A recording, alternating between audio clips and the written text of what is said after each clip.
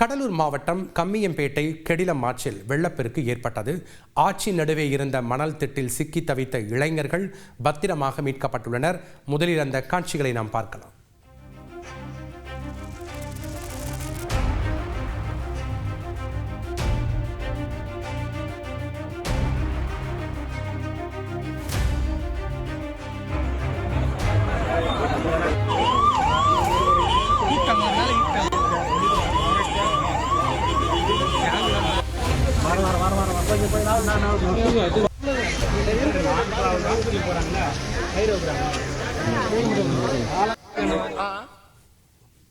கூடுதல் மற்றும் கள தகவல்களை செய்தியாளர் தேவநாதன் வழங்க நாம் கேட்கலாம். வணக்கம் தேவநாதன், எவ்வளவு இளைஞர்கள் மீட்கப்பட்டிருக்காங்க, அங்க இருக்கக்கூடிய கள விவரங்களை பதிவு பண்ணுங்க. கடலூர் கம்மியம்பேட்டை பகுதியை சேர்ந்த ராஜ்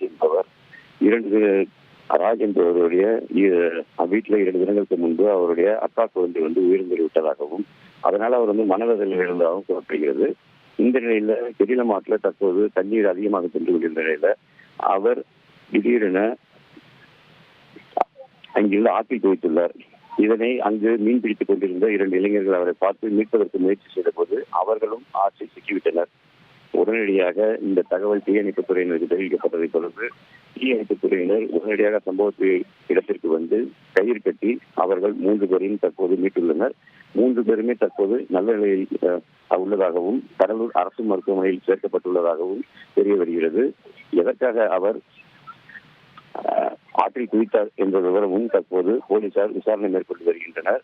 அங்கு இருப்பவர் அவர் தற்கொலை செய்வதற்காக குளித்துக் கொண்டதாக கூறினாலும் சிலர் அவர் தவறி விழுந்து விட்டதாக தெரிவிக்கின்றனர்.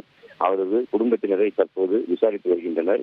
அவரை காப்பாற்ற சென்ற 2 பேரும் மொத்தம் 3 பேர் என அனைவரும் காப்பாற்றப்பட்ட நிலையில் இவங்க அனைவருமே தற்போது மருத்துவமனைக்கு அழைத்து செல்லப்பட்டுள்ளனர். நன்றி தேவநாதன், உங்களுடைய கள விவரங்களுக்கு. செய்திகளை உடனுக்குடன் தெரிந்து கொள்ள உடனே சப்ஸ்கிரைப் பண்ணுங்க.